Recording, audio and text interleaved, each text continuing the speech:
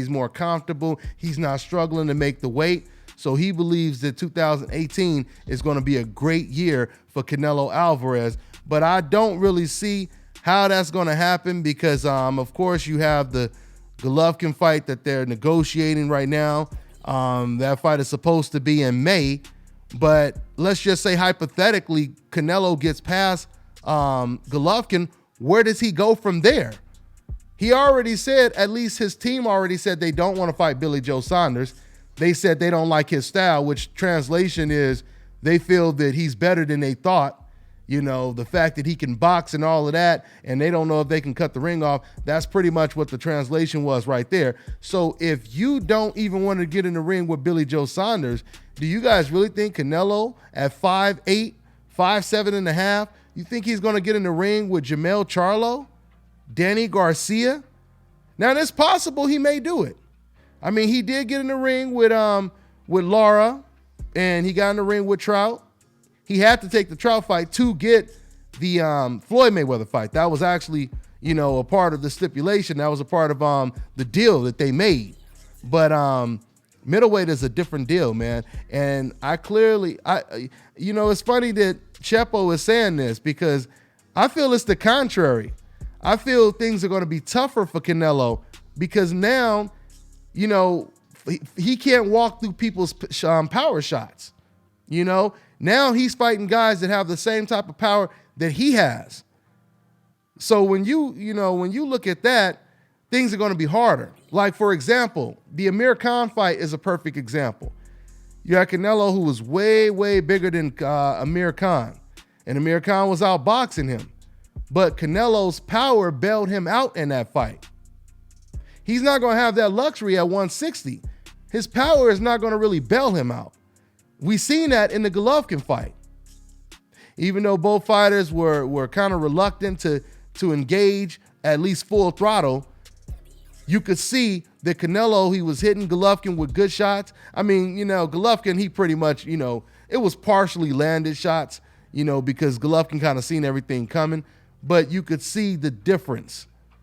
You could see Canelo was used to knocking cats out in the smaller weight classes because he was bigger than those guys. The middleweight division, he's not going to have that type of size advantage. In fact, he may go in there with a disadvantage against the majority of opponents that he faces, no matter how much he rehydrates to. So, okay, phone lines are filling up. Here, let me see here. I'm gonna go ahead and answer. I'm gonna go ahead and take a call. I'm gonna look at the chat section real quick. And once again, man, I want to say, oh yeah, man, we got that new batch of DBN shirts in, man. We got them in every different color, man. I'm talking about I got DBN logos in North Carolina, Jordan colors, white, baby blue. I got them in Oakland A's, so everybody repping that Oaktown. I got DBN shirts in Sacktown. Man, I got them in all different colors, man. Golden State Warriors, I got them all gold. That super shiny gold, the whole logo is gold.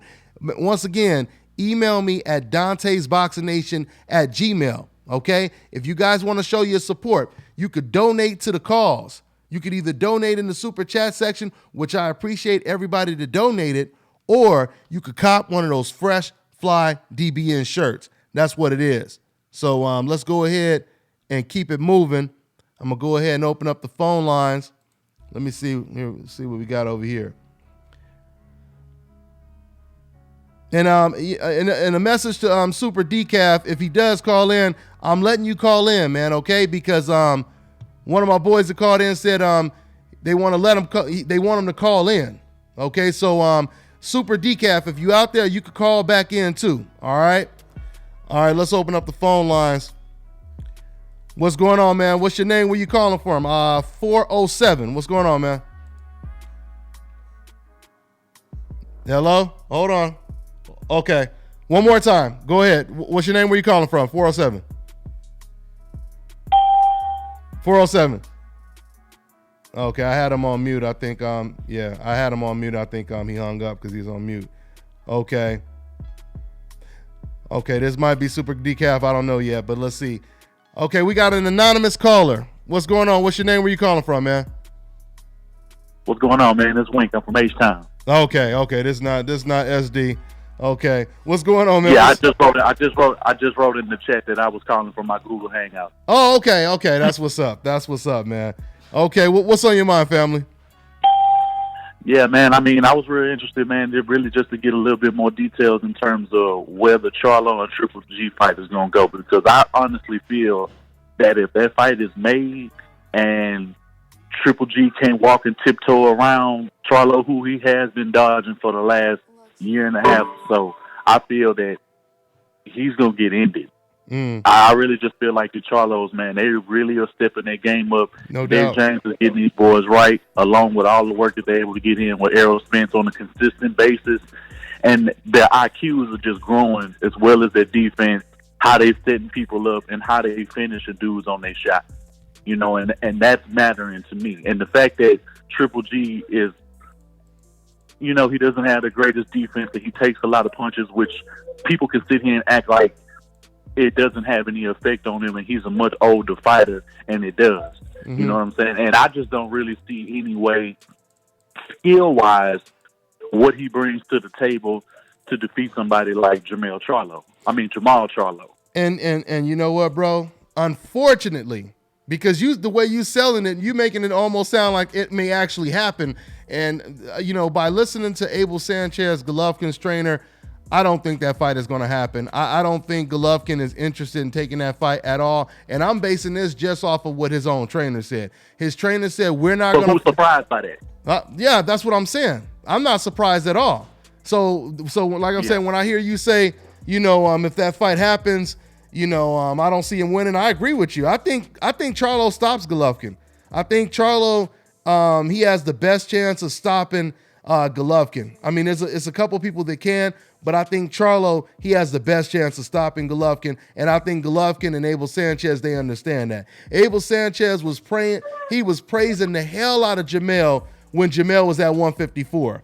He was even telling me in interviews, he was telling me, he was like, you know, Canelo's not going to beat that guy. He's not going to beat a Charlo, and you know, the type of athleticism and all of that. He was praising him when he was at 154, but now that he's at 160, now, you know, Abel Sanchez is saying he ain't fought nobody, and we're not going to fight him unless the WBC forces us to fight him.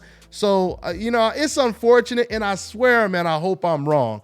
But I just have a feeling that, you know, Golovkin, he will either retire, he might retire before he fights him, or he may just take the Billy Joe Saunders fight, because I was thinking that Danny would get the Billy Joe Saunders fight, and that would kind of trap Golovkin. But now that would be the perfect thing. That would be the best move to happen. Yeah. But now Billy Joe Saunders is asking for $1 zillion to fight Danny Jacobs. So that means he's not going to fight Danny, and neither one of them guys, you know, want to fight anyone, you know, when it comes to that black murderers role. So most likely they're going to end up fighting against each other. That's the only option. Well, one point I can go ahead. One point I can make, Dante, we have made a lot of, you know, true fans, you know, you can't truly get overly excited when you hear some of this news. This is exciting news if it does come to fruition. But a lot of things we have been talking about as boxing fans that we've been wanting to see, those fights have been getting made over the last year or so. You know what I'm saying? You know, we got to see Terrence Crawford unify. We got to see, you know, even the MMA fans got to see their best fighter get his ass drugged in a boxing ring. I mean, a lot of the things that Rigo and Lomachenko just happened, regardless of the outcome and how Rigo let all us down who supported him. You know, fights have been happening. I mean, they haven't. Really no doubt. But it's getting a little better. You know, and the WBC, if they want to gain a lot more respect, they want to really just make sure that they stay the best. What's the word I'm looking for? If they want to stay the best commission of all the other commissions, then they might as well order the damn fight, make it be known, because Triple G has walked around plenty of dudes and has always been willing to fight the smaller fighters, but never wanted to fight anybody real in his weight class who mattered. And that's what counts to the boxing fan. Absolutely, man. But I got to get to another call, man. But thanks, man. I appreciate you for calling in. All right, bro? I appreciate you. All right, man. Take care, man. So yeah, man. Anyway, we're gonna take another call in a second, but once again, man, I see a couple decals floating in the comment section. Y'all need to call in, man. Stop doing these little walk by, drive bys in the comment section, but you afraid to call in. The only reason you afraid to call in is because you don't want to deal with the truth.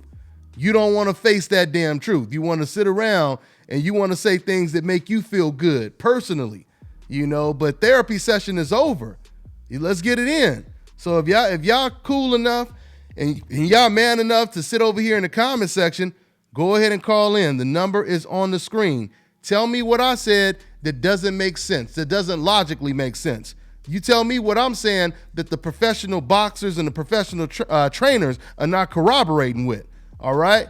So here, let me see. I'm going to take another call, but let me see what's going on in the comment section before we switch over to another topic as well. Okay? Yeah, Gigi really doesn't have defense. His offense is his defense. Okay, what's good, Dante? What's going on, Dashad? What's going on, J-Dog, one of my moderators?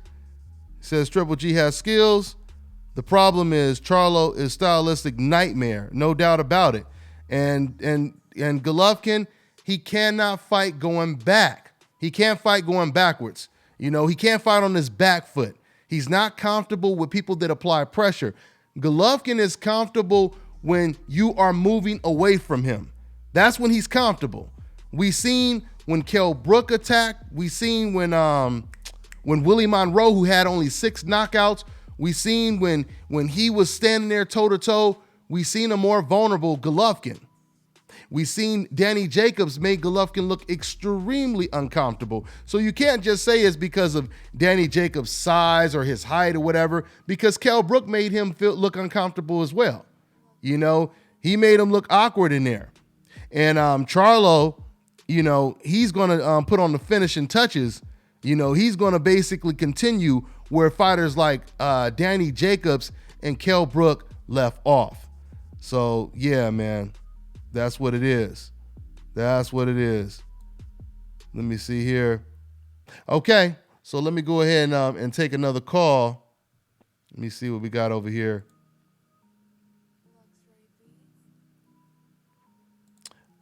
All right, who we got? We got 713. What's going on? What's your name? Where you calling from, man? What's up, bro? Black Horseman. What's going on, Black Horseman? Always see you in the comment section. What's going on, fam? All good, man. What's all up? Good. Hey, man, first thing I want to say, bro, I respect your brand, DBN, man. You doing? Good looking, brother. Good looking, man. Yes, sir. What's on your mind, man? What else on your mind? Yeah, man.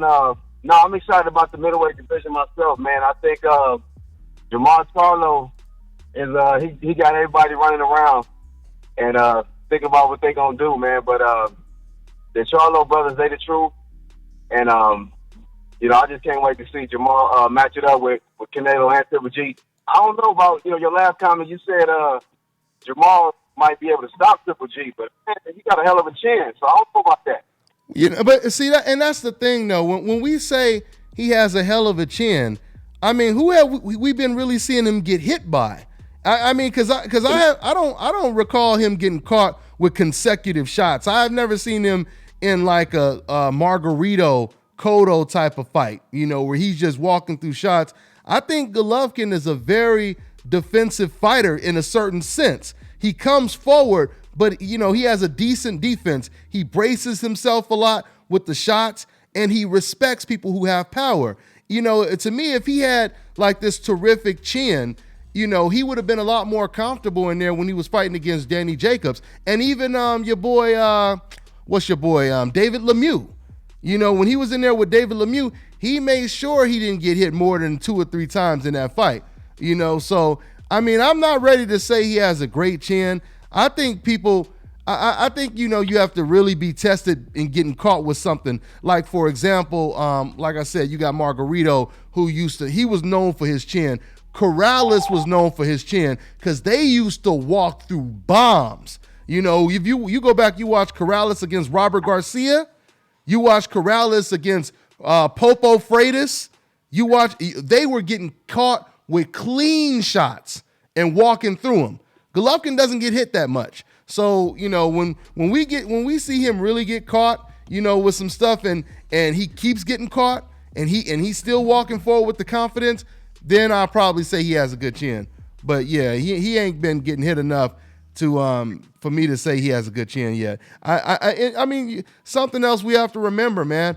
A lot of people that get knocked out, they had never been knocked out before, So a lot of people that have never been knocked out, they end up getting knocked out. So that's just something to think about right there. I think this is the reason why Gennady Golovkin, he showed Jacobs and why he showed David Lemieux so much respect, So, but yeah, we'll see though. We'll see, man. But thanks for your call, Black Horseman. All right, man. No doubt, yeah. All Big right, ups, man. Take Peace. care, family. Yeah, so that's my take on that situation. Up next, before I think we got somebody calling in from Canada. I'll take that call in a minute, but I wanted to move on real quick, and you guys can continue to touch on that if you want. But I wanted to talk a little bit about what Carl Froch had to say as well, because like I said, I take off a day. I'm doing videos on my other channel, Dante's News Nation. And while I'm doing videos over there, at least when I did the video on there the other day, a lot of news surfaced in boxing. So I wanted to touch on all of those topics that I didn't get to do a video on. So Carl Froch, someone who is always pretty damn vocal when he's not active, when he's not fighting, he just recently said the reason why Andre Ward retired is because he was trying to avoid Dimitri Bivol. This is what he said, right? Guys, this goes back to people feeling very comfortable with making these fantasy predictions that they know will never come to fruition, so they don't have to worry about the backlash. They don't have to worry about the shit blowing up in their face and getting a prediction wrong or whatever the case may be. I mean, you could make up anything when you know it's never going to happen. And something else is all the fighters at light heavyweight. Why is Froch talking about Ward in particular? Why isn't he saying, I want to see Bivol against this guy, that guy? He makes up this ridiculous, assertion that Andre Ward is all of a sudden avoiding a guy with 12 fights that isn't even established, basically yet, right? So it doesn't make sense. But that's once again how your boy Carl Froch, he deals with the pain of him knowing that he was second to Andre Ward. So it kind of soothes the pain. It puts a little bit of a Band-Aid on your boy Carl Froch by, coming up with ridiculous stuff like that, So what is Carl Froch trying to say? He's trying to say Bivol is better than him. He's trying to say Bivol with 12 fights is the fighter that Carl Froch never was going to be. Is that what you're saying? See, you got to be careful, man, because people shoot themselves in the foot trying to discredit someone. That's what you call blind ass logic, basing things on emotion. You always leave yourself open to be countered when you do shit like that. Anyway, man, shouts out to my man Rio Amon. He helping pushing that DBN super chat tank over here. We rolling hard on. You know what I mean? He said, I appreciate your work, family. Question, have you ever had the opportunity to interview or speak with Al Heyman? Also, can you talk about what do you see from Al Heyman, his fighters, and PBC in 5 to 10 years? Good question, man. No, never have interviewed Al Heyman. I haven't even ran into him yet. A lot of my buddies, they just tell me stories. He's like this ghost, because I just hear some of my buddies, tell me the stories of them running into him, in the hallways at a fight or whatever, and not believing that it was him or whatever. But yeah, I haven't met him. I just I've been told that he is a fan of Dante's Boxing Nation. That I was told by one of my friends when they met him. So that's a good thing. That's definitely a good thing. Where I see PBC in the next 5 to 10 years, man, I mean, the progression has already been unbelievable in the last 2 years. I remember, it's funny, man, because I remember it wasn't too long ago where once again, because Al Heyman is on the coincidental list, I remember when it was very unpopular to say, this is a great idea. You know, what Al Heyman is doing right now, this is great. He's putting big fights on free TV. They're generating big views, big numbers. You know, they're doing anywhere from 3 to 6 million views on free TV. This is a great idea. I was saying this, 2 years ago when everyone in the media, they was trying to crap all over Al Heyman. They was treating him like he was basically the Floyd Mayweather of promoting by saying, oh, those numbers are horrible, and et cetera, et cetera. Now, all of a sudden, those same media members, they praising Bob Arum for doing the same thing and getting less numbers. So where I see 5 to 10 years, I see Al Heyman and PBC, I see them pretty much being the future of boxing. I see them pretty much dominating. I mean, Al Heyman has the majority of the fighters signed. Now, once again, Bob Arum, he told me that he would never work with Al Heyman. 6 months later, he changed his whole tone. All of a sudden, he was like, well, yeah, man, it'll be great for me and Al to work together. And now he's talking about working with him, right? Because if you can't beat him, you join him. That's what you do. If you can't beat him, you join him. And now you got Al Heyman, who has fighters fighting on HBO. He has fighters fighting on Showtime. So it's a pretty damn big deal now. It's a pretty damn big deal right now. And it ain't going to do nothing but get bigger and bigger. Okay? So that's pretty much what that is. But shout out to my man Rio Amon, in that super chat donation section. I appreciate the donation family and everyone, who appreciates what we doing over here, and you like the live feeds and all the videos. I appreciate all the donations and everyone that bought them DBN Fresh Fly shirts. That's what it is. Let's go ahead and hop on the phone lines, take another call. I believe my man is from Canada, 437. What's going on, man? What's your name? Where you calling from, man? My name is Tsunami. How we doing, everybody? What's going on, family? What's on your mind, man? Oh, man. I'm excited, Dante. I love it. I can't wait. I personally think Canelo's power will test the Charlo brothers' chin. He did hit Triple G a lot. Triple G would, I think, be dominated by the Charlo brothers, but, styles make fights and stuff like that. Absolutely. We got our boy from England, Billy Joe Saunders, who said, he thinks Khan was beaten. I think all of us knew Khan was beaten Canelo on the scorecards, but, he has a featherweight chin. But, Billy Joe Saunders against the Charlo brother, I don't know, man. That might be a better fight than Canelo against the Charlo. What do you think? Which fight would be better, you think? Billy Joe Saunders against one of the Charlo brothers. Oh yeah, no doubt about it. And even to go back to what you said originally, there's a chance that Canelo, his power will test Charlo. No doubt about that. But what I will say about that real quick is we could also say that J-Rock Williams, he tested Charlo as well. And skill for skill, power, J-Rock was one of the hardest punchers at the 154-pound division, and he had the skill to go with it. I mean, they were playing high-level chess in there with power and skill. So, I believe I still would lean towards Charlo in that fight. But once again, man, we have to see if Canelo would even take a fight like that. Because, if he doesn't even take that fight, then we kind of have an idea of even what he thinks about Charlo. So hopefully, but I mean, of course we have to see what happens with Canelo and Golovkin. But no doubt about it, Billy Joe Saunders, he's going to be tough for anybody. Billy Joe Saunders is going to be tough for anybody. He has height. I think it's more Golden Boy.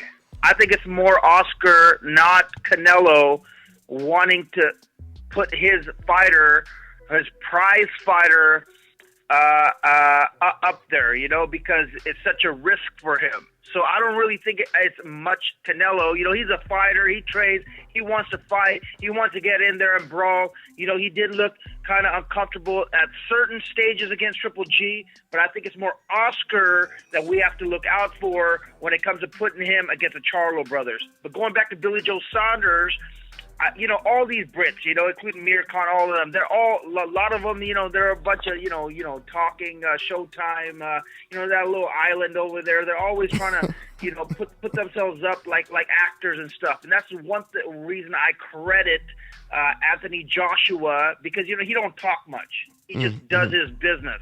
And you don't see that too much from the Brits. They're always trying to be flashy, like Prince Nassim Ahmed. Since he's left, nobody's really emulated him as far as the acting-wise, to make everybody's jaw drop. So I do agree with you also as far as Froch goes, talking about Andre Ward, because, the Brits, they're full of drama queens. Very, very emotional over there. But let me go back to Oscar De La Hoya and Canelo. See, this is the thing, and that's what I used to think before. I kind of thought maybe, Oscar was pulling the strings. But if you look at the personality of Canelo, Canelo is not to be dictated. Canelo is not a follower. You could just see his presence and everything. He's the one that's running everything over there. And let me prove it. Because Oscar said he did not want Canelo to fight Lara. He said he did not want Canelo to fight Trout. He said those were dangerous fights. He didn't want those fights. So I don't believe that Canelo Alvarez is going to allow Oscar De La Hoya to dictate, what he knows he has confidence of achieving. If he believes that he could beat Charlo, if he could beat Danny Jacobs, Saunders, or whoever, Canelo ain't going to sit on the sidelines and be like, boss, can I fight Charlo? I believe I could beat him. And Oscar like, no, I don't want you to fight him. Okay, then I guess my legacy, legacy will be ruined. Go ahead. I just want to add to that really quick, because he did let Oscar manipulate him against Triple G. I think he did want to fight Triple G a little sooner than Oscar allowed it to happen. So what I'm also trying to But why? But where do you get that from, though? What gives you that idea, though? It's because Oscar is the one scared. He knows that. No, I know you're saying it. You're saying it, but where does it come from, though? I mean, what proof do you have that it was Oscar? Because the time it took to do the Triple G fight, I think he was scared at the beginning, and then as time went on, he felt, I think my fighter can take Triple G on. So now is the time to push the button and sign the contract. And now with same thing with Charlo, he's probably thinking, wow, this guy's athleticism is off the charts. So I want Canelo to study the hell, and his trainer to study the hell out of this guy. And then when I feel comfortable, I'll, manipulate my fighter and say, man, let's do this. Now's not the best time. Let's wait another year and it'll be a bigger fight. You'll get more money. And that type of way, he's manipulating Canelo Alvarez. So the question is, why did Oscar allow Canelo to fight Lara? If Oscar said he didn't want that fight, why did he let him fight Lara? Well, that's one for the books. And that's my point. There could be a lot of reasons. That's a lot of reasons. I think Oscar felt that Canelo would knock his ass out because he was so skinny. I don't know. He said, I'm going off of what Oscar said out of his own mouth, not what we think. Oscar said he did not want Canelo to take the Lara fight because that was way too dangerous of a fight. And usually a style like that would give anybody problems. He's a southpaw. He has the amateur pedigree. Canelo is not that great on his feet. He's, he doesn't have fast foot movement or anything like that. So that type of style. And even to this day, Canelo's people, they said they don't want to fight Billy Joe Saunders because his style is similar to Lara's. And you know what? We got a lot of callers. So I'm going to wrap this up. Thank you for your time. But listen, that might be the reason where he stepped in and said, wow, that was a dangerous fight. Now I'm going to jump in as a promoter, maybe from his own advisors, and say, listen, don't let Canelo fight just anybody because he's your top prize fighter. But anyways, I love what's going on in boxing right now. I can't wait for the heavyweight showdown, between Joshua and Wilder and all these up-and-coming fights. Khan's talking all this trash. His hand's done. He just got out of the jungle, celebrity jungle. I mean, all this stuff's happening in welterweight. Man, it's just so much things going on in boxing. I'm so excited, and thank you so much for keeping it entertaining. You're so therapeutic for the heart, Dante. So therapeutic for the heart. Keep doing what you're doing. You got my support. God bless you. Thank you, brother. I appreciate you, man. Have a good one, man. Good stuff, man. So yeah, man. I'll take another call in a minute. Let me see what's going on in the chat room. Let's see what's going on over here. So he touched on Amir Khan. I wanted to talk about that too. Amir Khan said he has a big announcement, and he's going to go ahead and make the announcement in, I guess, 10 days or 9 days now, whatever it is. It'll be interesting to see what his announcement is and the opponent he faces. I was talking the other day with someone, and I said, yeah, of course, the options, it could be Kell Brook. A lot of people obviously are thinking it's Kell Brook, but it could even be Tim Bradley, because Tim Bradley just recently said the only way he'll come out of retirement is to fight Amir Khan. He said that's the only guy he wants to fight. And then there's a small possibility that if things don't work out with Thurman and Jesse Vargas, that Thurman could be fighting Amir Khan. So there's a lot of different possibilities when it comes to Amir Khan. Hell, he could even be fighting Manny Pacquiao. I just thought about that right now, because we already know Manny Pacquiao don't want nothing. He don't want no work with Terrence Crawford, right? And now he waited too long to get that Jeff Horn fight, because now Jeff Horn is forced to either fight Terrence Crawford or wave the white flag and give up his own belt. So we'll see, man. So, Amir Khan, once again, he has some type of announcement. We'll see what it is. Yes, sir. What else you guys talking about in the comment section over here? My man said Jeff Horn versus Khan. That's possible. Yeah, it's a lot of possibilities when everybody wants his glass chin. Okay. Yeah, man. Looking at the comments right now. Good looking out, my fam Rio, man. Good looking out once again. My fam Rio, man. Rio Amon, donating in that super chat section. I really appreciate you, family. For everybody that supports what I'm doing over here, you can always donate by, showing your love in the chat section like my man Rio just did, or you could even hit me up, email me at Dante'sBoxingNation@gmail.com and cop one of these Fresh Fly shirts. Let me go ahead and read what my man Rio just asked. Rio, he said, I've been hearing a lot of talk about Dana White potentially exploring the boxing business. Is there any truth to the allegations? Do you think it would be good or bad for the sport of boxing? Good question, Rio. I don't think any extra hand would be bad. I don't think anybody helping our sport would be bad.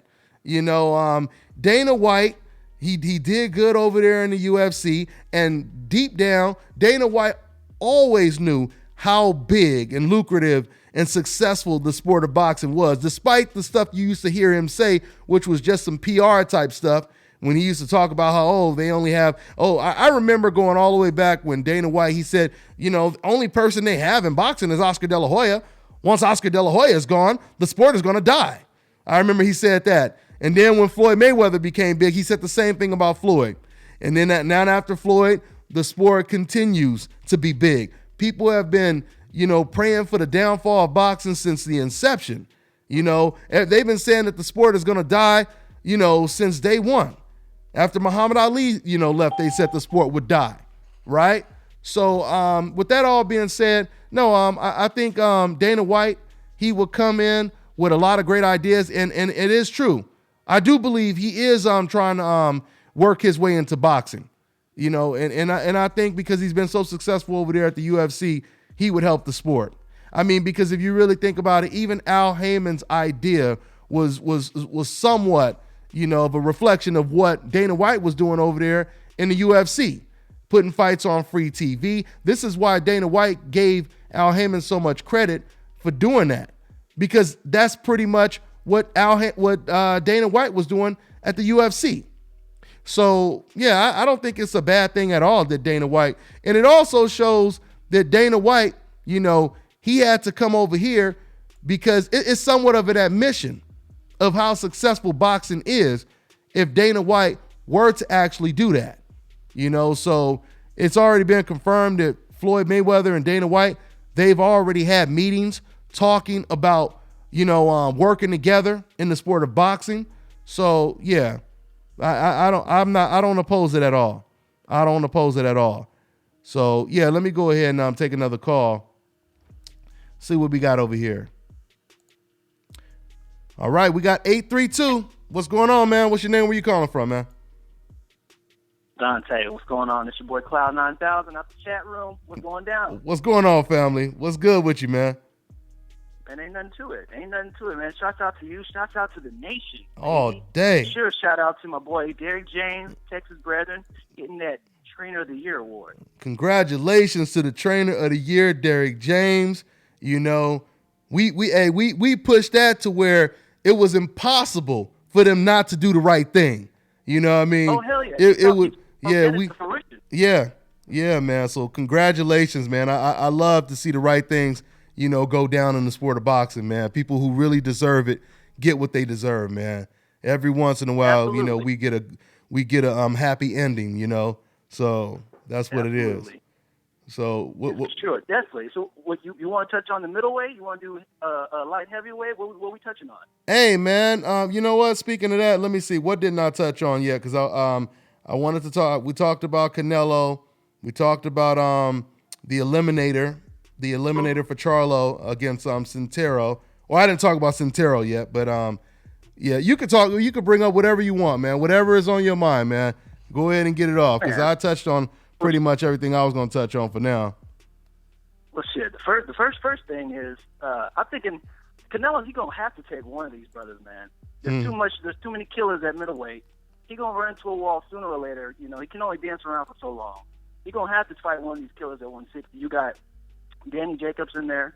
You got Charlo, of course, and you got Andre too at 160. He's gonna have to take one of them brothers, man. He can't dance for another 2-3 years. The dude's too young. Yeah, he's gonna have to fight one of them. Yeah, I mean, and like I said, that's why it's about to get so interesting, man. 2018 is going to be extremely interesting because Canelo is extremely young. I mean, at least with Golovkin, he could just, he could just go ahead and retire. And, if he wants to be remembered as a guy who wasn't considered one of the best fighters in the world, that's on him. But he's, close, he's like 35, going on 36 right now. So, it's more plausible that he would actually retire before he fights any of them dudes.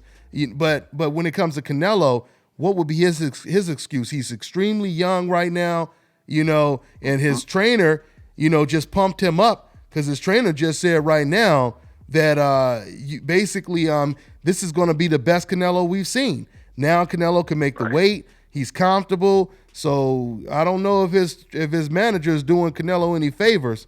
But like I said earlier, man, if Canelo is not going to fight Saunders, I can't see him fighting Charlo. I can't see him fighting Danny Jacobs or these guys. These are monsters, man. I mean, Canelo moving up to middleweight is no different than Roman Gonzalez moving up in weight. You know what I mean? Right. Because once again, you could no longer rely on that 20-pound weight advantage. That power and all that. You can't rely on that anymore. And that's not a guarantee. That's not a guarantee Canelo will lose to all of these dudes, because he might beat some of them. But he's gonna have to fight them though. He's gonna have to fight them. I think you gotta look at the next tidbit though, or the next detail. I mean, all of them, like you said, all of them is stiff competition for Canelo. All of them damn near got boxing ability. Yeah, so of course. The next thing you gotta look at, and power. If all the competition is gonna be stout, then he gotta go to which one gonna give him the best paycheck. I mean, that's the next thing. Yeah. I mean, I think that Charlo fight in Texas, for Canelo will be huge. They can put that at Dallas Cowboys. Oh yeah, that's a great idea. Once again, you give them less excuses to use. Like you just said, Right. you can't say that he won't be a big draw because, like you said, in Texas, that would be huge. And like like I said, man, race sells in boxing. Race sells in boxing. Mm-hmm. People are going to come out. They're going to support just because the race he's going against. Period. That's why Golovkin. That's why Golovkin was filling up arenas in the, at the Forum in Inglewood when he was fighting against people like Willie Monroe. When he was fighting against people like Dominic Wade. You know what I mean? And people were celebrating like he had just beat Michael Jordan. So that would be a huge fight. No doubt about it, man. Now, I give he might, what he's going to probably end up doing, once he probably ends up beating Triple G. I said, after that, they probably still going to somehow, somewhere or another, catch a no-name like they did with Liam Smith and make a fight out of somebody who we don't know. But at the same time, I'm thinking after that, he might have one kind of mediocre fight, and then he's going to have to fight one of these top names. Yeah, he's going to have to. He's going to have to. I mean, it's going to be. And the cold thing for Canelo is you have no other division to move to. You know what I mean? Right. So it's not like he can't go up another division. He can't go back down. I mean, hopefully he don't try to create another, weight class, but at 158, but actually it ain't going to matter because his opponents are going to be willing to drop a pound to fight Canelo any damn way. So, yeah, 2018 is going to be interesting, man. Yeah, that's another thing, too, with the WBC. He's still feuding with the WBC, ain't he? So he's going to use, even if he gets that belt off of Triple G, that's going to be one of the excuses that, you can't mandate a fight between him and Charlo, who's number one WBC, because he's not going to accept that belt. Yeah. Hey, but I'm going to let you go. I want to respond to somebody in the comment section, man. But okay. Hey, thanks, bro. Man. Do your thing. All right, bro. All right, take care, man. All right. Yeah, let me go ahead. I want to scroll back up to what this dude said because I'm trying to figure out. Okay, this dude's in the comment section. He said, I like to read stuff like this. He said, Dante Canelo fans and Floyd fans packed the arenas with black pride and Mexican pride signs and no one cared, but okay. It's funny to me when people, they want to say that, when we expose racism or double standards, et cetera, people want to say, oh, why are you bringing up race? This has nothing to do with race or whatever. But when it comes to trying to discredit a fighter or discredit, a demographic of fans, that's when these same fans come out and they make it about race. It's funny because when you talk about Floyd Mayweather and you say Floyd Mayweather fans, what you have to understand when it comes to Floyd Mayweather fans, those are not just black fans.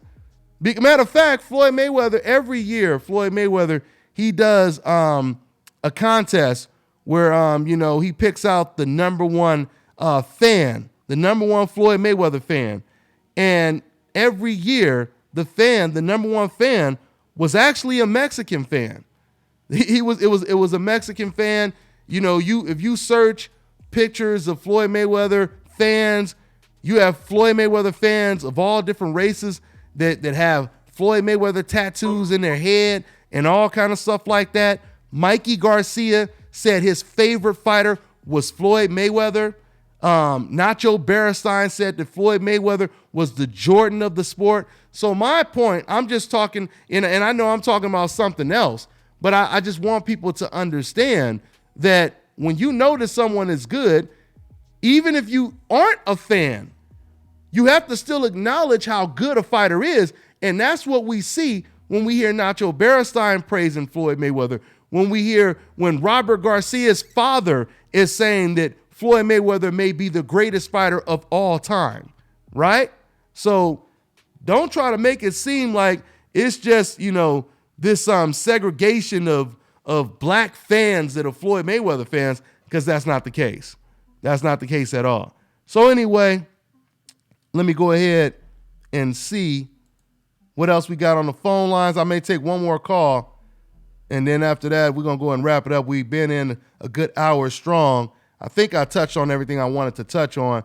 We got 215. What's going on? What's your name? Where you calling from, man? 215, Louis Curtis, from Philadelphia. What's going on, man? What's going on, man? Yeah. Where you at, Dante? I just came to the phone. What topic you on, Dante? Oh, no, we all over the place, man. We all over the place. I usually let you guys call in and just, shoot out whatever's on your mind, man. We've been talking about Canelo saying that he's going to be more comfortable at 160 because, he can make the weight easy. We talked about Carl Froch saying that Andre Ward was ducking Beevil. I want to go back to the guy that talked about that Oscar had. The one that said it was Oscar that was pulling the strings. Uh-huh. What happened? Remember Oscar? Remember Canelo had a fight with Floyd Mayweather, and I believe that was all Oscar agenda because he don't like Floyd Mayweather. After that, that's when I believe Canelo had came his own self boss when he lost against Floyd Mayweather. I believe that. Mm-hmm. Yeah, no doubt about it. I mean, like I said, man, if you just go back and not go back, but just look at Canelo. I don't know if you see him on 20. I don't know if you see him on 24/7. You could just read people like a book, and you could see Canelo is not. Canelo is not a follower, man. Canelo is the type of person to tell you, look, Oscar, this is what I want, and this is how it's going to be. Yeah. He don't want to fight for that because he knows that. I believe that's because it's sharks at that 160 weight division. You understand right there. But nonetheless, I know you're out there, but I'm gonna cut you off though because I'm gonna go back to 154. With Jared Hurd, right now, to me at 154, I believe Jared Hurd is the gatekeeper of that division. I believe that. The only thing you got to work on is his defense because he takes too many punches. If you take too many punches, you don't last long in that game. What do you think about that? Yeah, I'm sorry. I was looking at the comment section. Go ahead and say that last part again, bro. What'd you say it again? What I want to say because at 154, I believe Jared Hurd is the gatekeeper. He's a gatekeeper. And only thing they get to work on, and maybe his defense, because when you take too many hits in a boxing game, you don't last that long. That's the only thing. Because when he fought against what's his name, that guy from Mexico, Trout. Mm-hmm. He broke him down and everything, but he was still getting hit. And, Trout is really not a hard hit, a punch. You understand? He's not a hard puncher, but you get caught with them type of shots, man. I still would have to say, going back to my caller earlier when he was saying he thought that Golovkin had a great chin. Like I said, man, we haven't seen Golovkin take punches like Jared Hurd took in that Trout fight. You know what I mean? So that's why I'm saying it gives you a better idea, more of a gauge, a barometer to know how good Golovkin's chin is if he gets hit like that. So that's why I was saying earlier, I'm not ready to say that Golovkin has a great chin or anything like that. But once again, I mean, with Jared Hurd versus, when you say gatekeeper, because usually a gatekeeper, I usually think of a gatekeeper as a guy who loses at the top level, but he's that guy you got to get past to fight the guys at the top, right? So who are you picking with Hurd and Jamel? I don't know, man, because like I said, which one is that? Is that the one with Ronnie Shields or with Derek James? That's the one with Derek James, the one that just knocked out Erickson Lubin. Yeah. Like I said, Jared Hurd takes the punch, but like I said, all it takes is one punch that you don't see that can knock you out. That's the only thing I would have to. Man, I can't say, man. I can't say. I'm just gonna say because I like the Charlo brothers too, but I'm gonna say 50-50, brother, man. I can't say Dante, man. That's for real. Yeah, but all I will say is Charlo is a little too accurate in a fight like that for Hurd would have to really work on his defense because Charlo is way too accurate. You can't be getting hit the way Hurd got hit in the Trout fight. You can't get hit like that against Charlo. Yeah, you know, so. he's like, and now I'm going to cut you off, go to no now, but I believe a father trainer, right? Like say like Sean Porter, right? I like Sean because he's not just he's aggressive, but he can fight. You know what I'm saying? In certain pockets and stuff like that. But I believe a father could take a son, but so much farther in that game. That's when you go to a certain level in boxing, because like Floyd Mayweather says, there's levels that you have to challenge yourself when you start getting belts and all that kind of stuff. What you say about that? About father like Floyd Mayweather Senior. I hear he's a master, but I believe Floyd Mayweather Senior. And I believe Jeff Mayweather should have trainer of the century, brother. That's no doubt. No doubt. Because he no doubt about it. Brown up, man. That's how I feel about that. And congratulations to Derek James for being trainer of the year, too. So what you say about that, man, Dante? Absolutely. When it comes to father and son type duels, I don't believe, because I know I'm hearing a lot of people say that, and it's easy to hear everyone say it, and then all of a sudden, you kind of you start to absorb it, and you start to say the same thing. I don't believe that just because it's father and son, we have to automatically put that label on them as not being able to go all the way to the top together, because there's so many examples we can use. Shane Mosley was successful. Shane Mosley was successful with his dad. They beat, he jumped up 2 weight classes, beat Oscar De La Hoya, became pound for pound the best fighter in the world. That's true. You got Jojo Diaz, his dad, learned how to be a trainer watching boxing videos. He knew nothing about boxing, and he learned boxing just watching boxing videos, took his son to the Olympics. You know what I mean? Yeah. So yeah, it's easy for people to say that, sometime, like for example, when it comes to Sean Porter, me personally, I believe no matter who trains Sean Porter, his style is going to be the same. And I know I'm in the minority when it comes to that, because I know I hear a lot of people say, Sean should get another trainer. I don't think so. I think Sean is going to be the same fighter no matter who he trains with. Roy Jones was very successful with his father. He was successful without his father. So it's the individual, and it doesn't matter if he's related to you or not.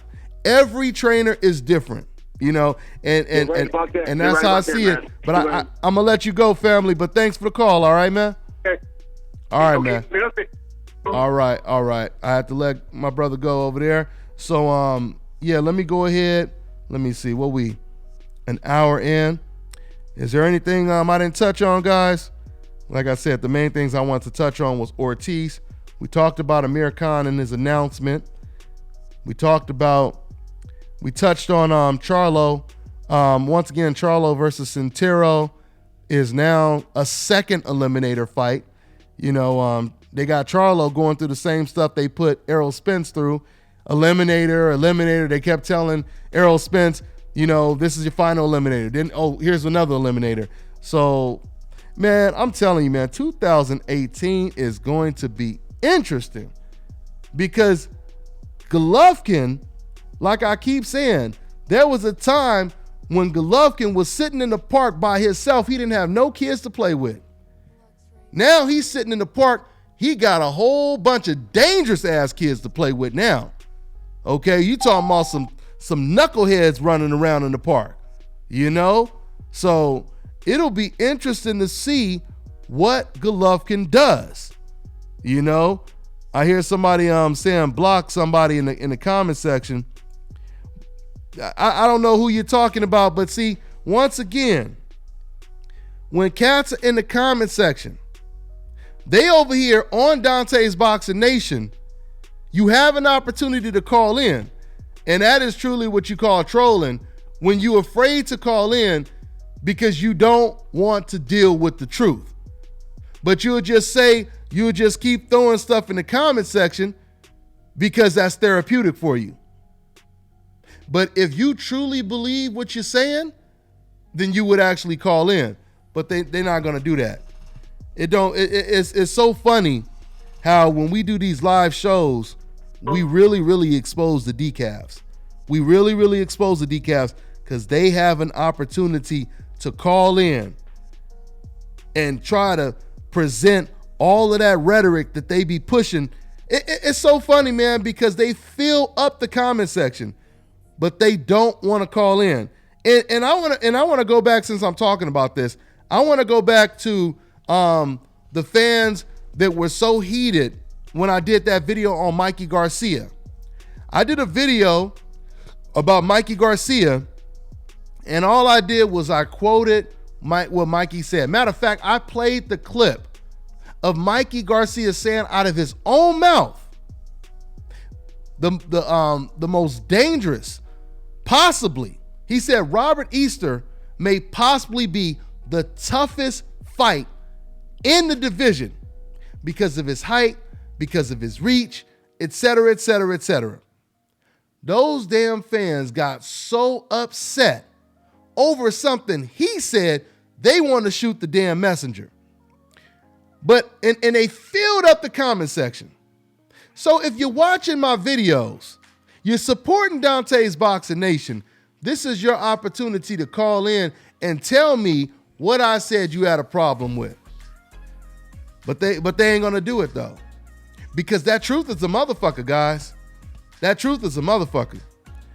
Yes, sir. Let's see what's going on in the chat room. Shouts out to everyone that donated to Dante's Boxing Nation. Shouts out to everyone that bought those Fresh Fly DBN shirts. You know what? Let me go ahead and play this clip right here. I'm gonna show y'all some of the DBN team members rocking that DBN Fresh Fly gear. If I could find this clip. Let me see if I can find this clip for you guys. Give me a second over here. All right, check this out, guys. Go ahead and check this out. Hey, what's going on? It's Angel Santos, moderator over at Dante's Boxing Nation. I'm over here outside the Madison Square Garden, about to go and watch these fights. And, like Dante always says, it's about to go down like a plane crash. You know how it be. All right, we out. See you later. That's what it is. That's what it is. Shouts out to my man Angel Santos, repping that Bronx, New York. Y'all seen him rocking that Fresh Fly DBN Decaf Busters shirt. Who you gonna call? Decaf Busters, baby. DBN all day. Shout out to my man Angel Santos holding it down in the comment section, man. Yes, sir. Yes, sir. Yes, sir. That's what it is, man. If y'all want to rock a Fresh Fly Decaf Buster shirt like that, or you want to rock a Fresh Fly Dante's Boxing Nation shirt like that Fresh Fly logo you see behind me right there, go ahead and email your boy at Dante's Boxing Nation at gmail.com. Good looking out to my man Andre Joseph. Shout out to Andre Joseph. He just joined that DBN tank. He on the tank pushing it with us. My man Joseph, I appreciate that. Andre Joseph just donated to the movement, man. I appreciate you, family. That's what it is, man. Decaf Busters Nation, says my man Cobra. All day. Hashtag that. Yes, sir.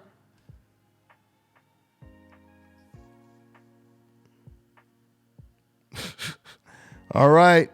I got my moderators in the building. L Flowers. What's going on, L Flowers? Conor McGregor. J Dog. CSM. All day. Yes, sir. Yes, sir. Yes, sir.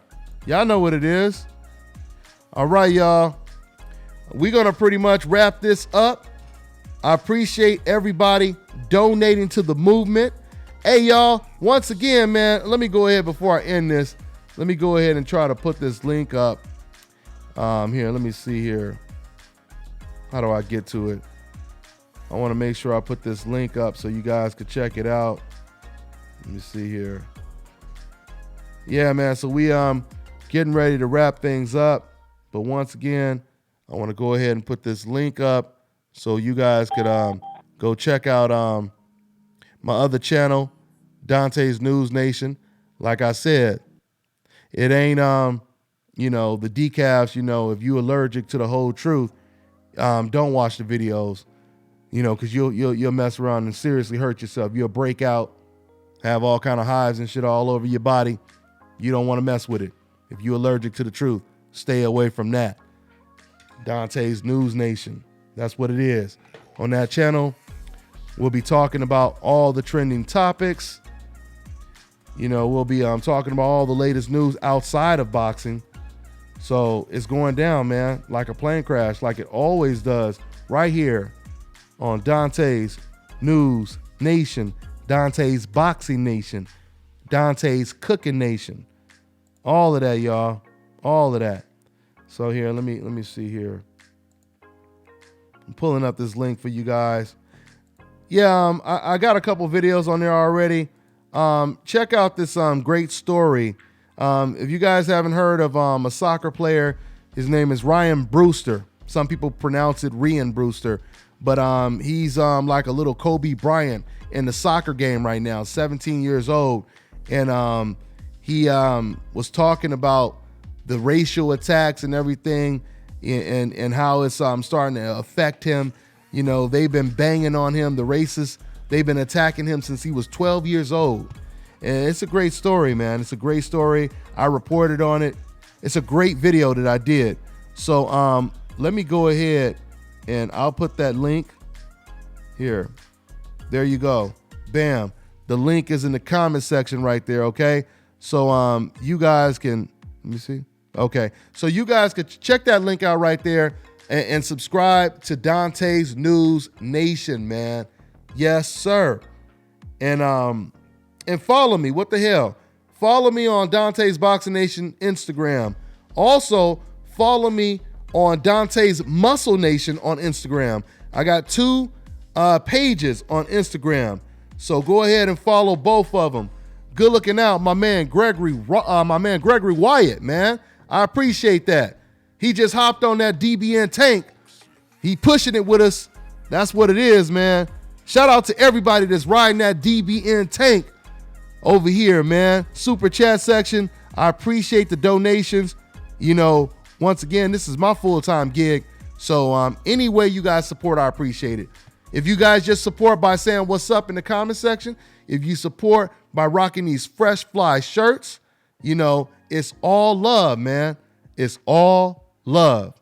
So, yeah, man, that's pretty much what it is. That's pretty much what it is right there.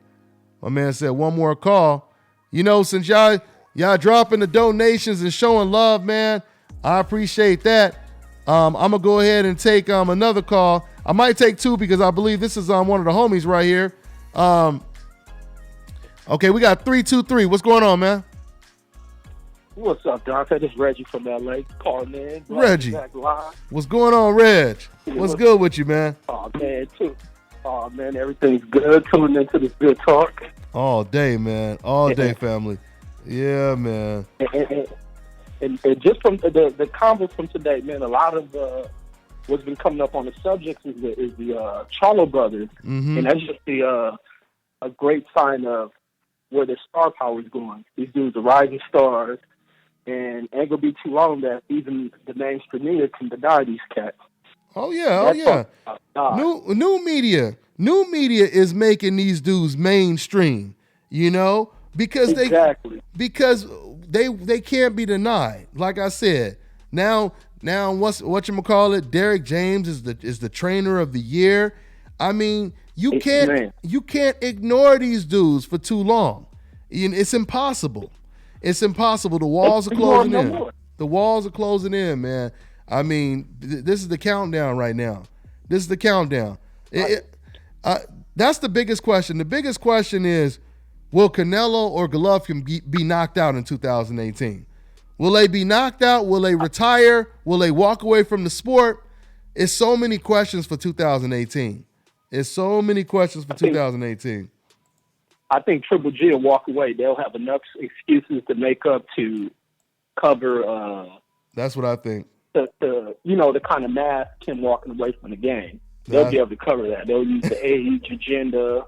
They'll use a lot of things to cover him trying to avoid those Charlo brothers. Yeah. But, and good looking out to my girl Elle Flowers. She already been a part of that DBN tank. She just donated. I appreciate you, girl. She said, I need a shirt, man. LOL. I got you. I got you. Go ahead and email me. Email me at Dante's Boxing Nation. I got you. So just shoot me your size and everything, and I'll get you suited and booted. And you're gonna have to send me a picture, and matter of fact, send me a video with you rocking it, like my boy Angel Santos did, and I'll get you a nice little cameo over here, put you on a DBN commercial. That's what it is. So, but yeah, Reggie, I kind of agree with you, and it's unfortunate because I'm hoping we wrong, Reggie. But I really hope Golovkin steps up because it don't make no sense, man. You've been parading at 160 for so long, saying I'll fight anybody. You fought all your mandatories, and now, soon as you got a real kid to play with in that park, you gonna walk away? You gonna leave the park? You know what I'm saying? So hopefully that doesn't happen. But he was able to do that because he had the backing of these media types. Well, yeah. Now these huge networks are starting to cut ties from these guys. I was happy to watch what the bigoted network ESPN did, cutting off Teddy Atlas. Mm-hmm. And let me go in on Teddy Atlas because for years Teddy Atlas has given boxing. He has single-handedly given boxing a bad rap by his commentary, a bashing. He'll sit on the side and just bash everything. He has a great deal of bias, and then he also created this narrative of great fighters not being able to come out of certain areas. Like he'll bash if cats are coming out of the Mississippis, the Georgias, and all these other locations. Our top fighters now come from these different states. Our heavyweight champion is out of Alabama. But for years, this was places that a guy like Teddy Atlas would knock and discredit fighters like that, coming out of locations like that. Mm-hmm. All that crap is dead with these guys, and the big networks are starting to see that. ESPN is in crisis mode. They're reshuffling things going on in that organization because the pressures of new media is changing everything. Yeah. And the real is here, so the real is real.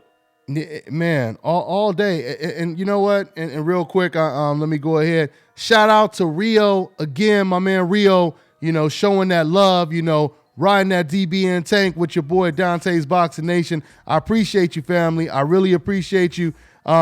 Somebody also asked the hats. Thanks for reminding me. I finally got the hats, y'all. So I got the hats too, man. So go ahead. We finally got the hats, man. We got them. I actually have these hats in all different colors, but because of this green screen in the back, I like to rock my red, white, and gold one. That's my favorite one. The red, white is black with red, white, and gold DBN. But the green screen, I got to give me another green screen so I can rock that one. But anyway, we do have the hats. And my man, good looking out. What's that? CIE Models Television. He said, we need some pink ones for my models. I got them for the girls too, man. So good looking out, man.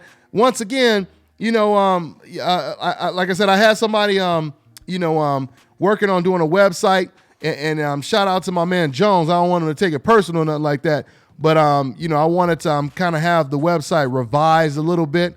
So we're still working on that. I want to make sure it's completely it's right. I want to make sure it's really right. It's right and tight.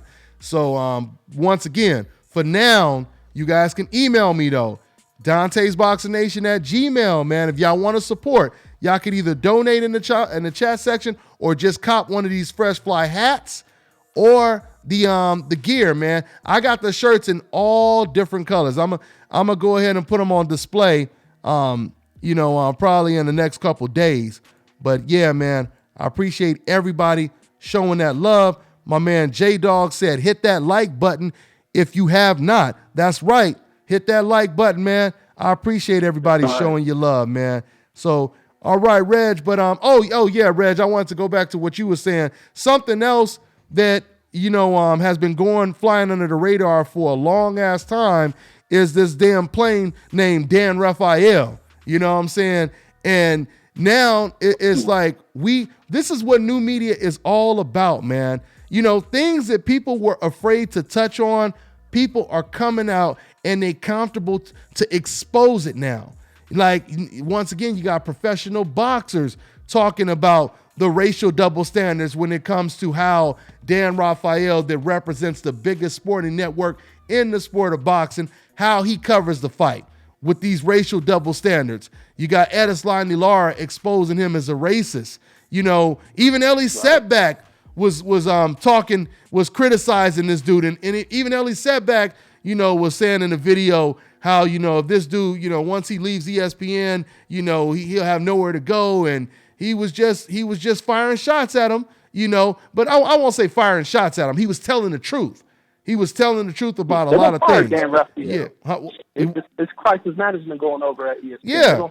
So yeah, that's just add on to what you just said, Reggie, about Teddy Atlas, which is still unfortunate because I will say Teddy Atlas, he was my dude. I don't know what happened, but there was a time when Teddy used to be on point, and I don't know if he messed around and got bit by them damn zombies. I don't know what happened, I don't know what it was, but I know I know decafs are extremely, extremely contagious. I know that for a fact. So right. That's pretty much what it is, dog. But anyway, man. Hey, I'm gonna go ahead and let you go, Reg. Thanks for calling in as always. All right, man. Right on. And let's give a shout out to those fighters that come in and engage with you. Shout out to all those fighters that step up and engage on this platform to get themselves recognized. I salute those guys.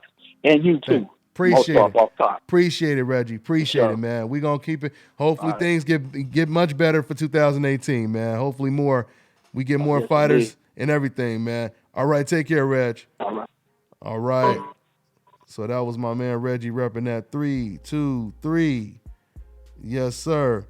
Good looking out, Rian. Oh yeah, I got you. Rio. I appreciate you. Yeah, we're gonna definitely make my man Rio a moderator. He been holding it down. Like I said, man, we in this army. This DBN army is deep right now, boy. That DBN new media, decaf busters. Yeah, man. Ain't nobody getting slimed over here. Yes, sir. So, yeah, man. We are an hour and 24 minutes in. Now, I appreciate everybody once again. My man Connor said $2 to become a mod. You must not have been looking at. I guess maybe you can't see. He done donated a whole lot more than that, Connor. But yeah, Rio, he been holding it down, man. Rio been showing that love, man, and I appreciate it. Yeah. Yeah, thank you, L Flowers.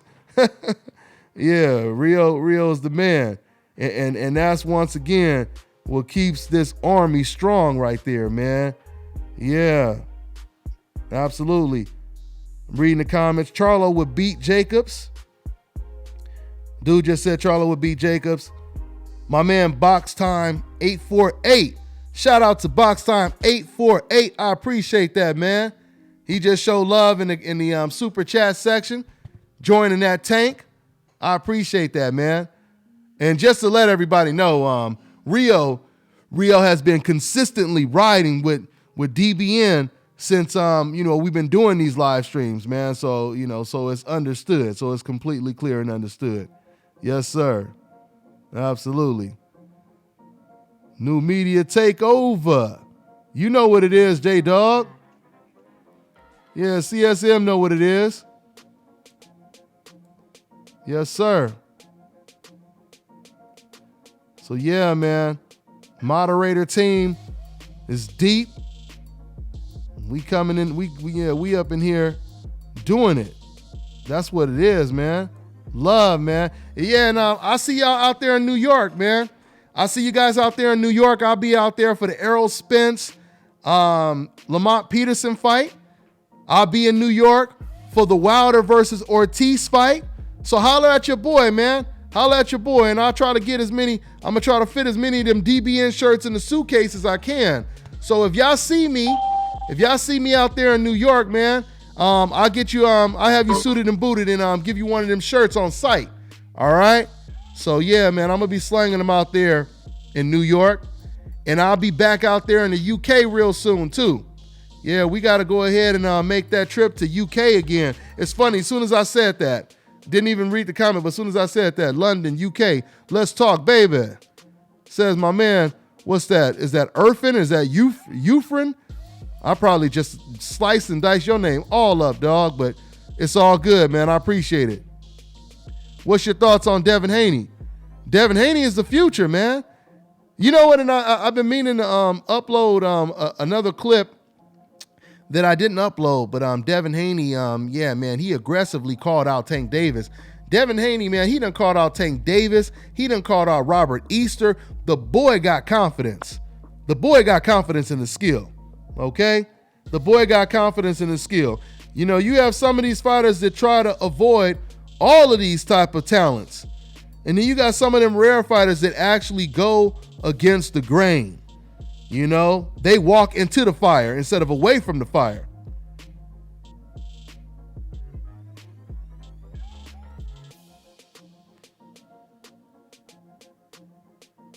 Yeah, my man said, Dante, you got to post up somewhere so people can find you.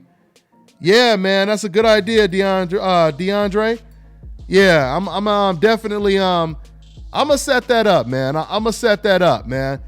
I'll let you guys know. I will post up where I'll be at so y'all can come and say what's up to your boy when I come out there to New York, man. I'll go ahead and post that. Great idea, DeAndre. Yeah. My man Melvin said, Dante, shout out. I appreciate that, man. Once again, man, I appreciate everyone showing love in the comment section. Everybody showing love in the super chat section, donating, and everybody copping them shirts. When you cop them shirts, take a picture or do a video and send it to me, man. I may, put it on my Instagram or I'll put it on the channel. I'll go ahead and play the video while we doing this live feed, man. And, get your name out there too, man. So, yeah. Cop them shirts. And once again, subscribe to Dante's News Nation. Yes, sir. Here, I'm going to put the link in again. Boom, there you go. That's the link to one of my, man, that's a dope video I just dropped. Boy, I put a lot of work in that video right there. So check that video out right there. That's on, that's the Rian, or some people pronounce it Ryan Brewster or Rian Brewster. That's the Rian Brewster story. He's like the Kobe Bryant right now in the soccer. And he had a hell of a story, man. He had a hell of a story. I reported on it. So check that out on my other channel, Dante's News Nation, guys. Yes, sir. I will be at the Garcia Lipinets fight. I'm going to be out there in Texas as well. Yes, sir, Jose. Yes, sir, Jose. So, yeah, you guys can see me out there in Texas as well. I will be at the Mikey Garcia Lipinets fight. All right? So, yeah, that's what it is, y'all. That's what it is. Man said, how do I get a shirt? Yeah, man, like I said, if you guys want to get a shirt, you go right for now. Go to Dante's Boxing Nation at Gmail. Send me your size, what color you want, and I will have somebody shoot you guys an invoice, and you'll get that shirt in the mail in about 2 to 5 days, and you'll be suited and booted. You'll be suited and booted. Yes, sir. Yeah, man. So guys, I'm gonna be in New York. I'm gonna be in New York for the Errol Spence fight versus Peterson. I'm gonna be in New York for the Wilder versus Ortiz fight. I'll be in Texas for the Garcia versus Lipinets fight. Yeah, I'm getting distracted looking at these comments over here, but yeah, that's what it is. That is what it is. And obviously, I'm going to be right out here in my hometown or my adopted hometown when Danny Garcia fights for that WBC eliminator strap against Brandon Rios. So y'all could say what's up to your boy out here in Vegas as well. 334 Gumtown, we tune in too, bruh. We got your back, DBM baby, says Matthew Lewis. I appreciate that, man. Yeah, man. Badu Jack versus Stevenson. Hell of a fight. Hell of a fight right there. Good looking out, L Flowers. L Flowers, she put the my email. She put my email in the chat room, chat section. So that's exactly where you go if you want to cop you a Fresh Fly DBN shirt. If you want to show your love, you want to show your support, that's where you guys go. So yeah, man, we're gonna get ready to go ahead and wrap it up. Once again, man, I want to give a super duper shout out to the Tank, the DBN Tank. They part of this team right here.